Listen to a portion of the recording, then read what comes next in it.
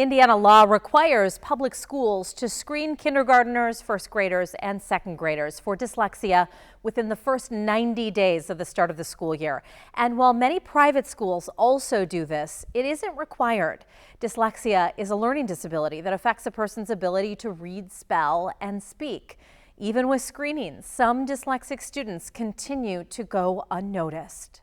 There are no outward signs of dyslexia, and you would never know that Linda Salisbury is dyslexic. We were taught this is just the way we are.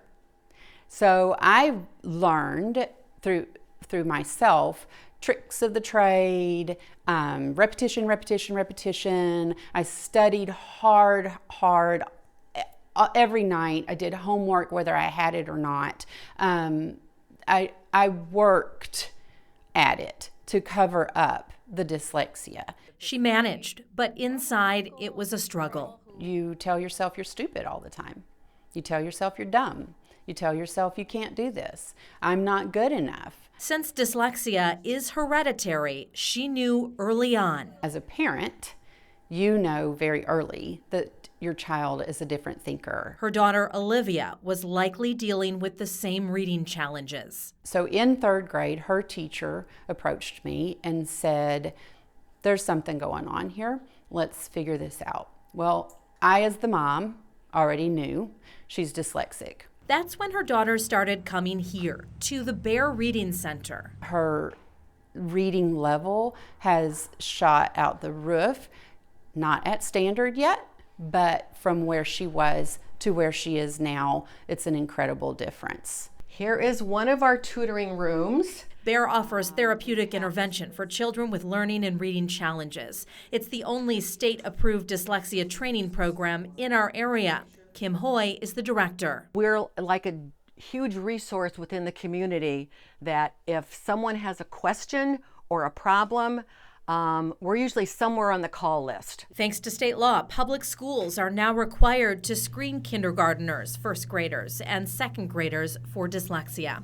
This has helped many young kids get the early intervention they need. The research will tell you the sooner that you intervene, the better it's going to be for the child. What letter are you making? But Hoy says children are still falling through the cracks. We are catching more, but there are still many more that fall into that what we call the bubble or the gray zone, that know just enough to get through the screener, but yet they will eventually hit the wall. One of the key things that we look for is after a child gets in school, if they want to automatically disengage from anything that's reading involved. Hoy says it's important that schools and families work together to look for the signs and intervene early.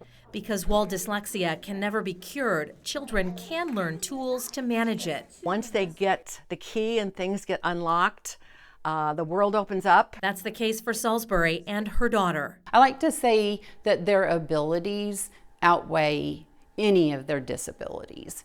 And when we can focus on that ability, they become a whole person. Salisbury was so impressed by what Bear does, she is now the assistant director. If you suspect your own child has reading difficulties, I've put links on this story on our website where you can learn about early warning signs and find ways to help. In the studio, Kristen Bean, WSBT 22 News.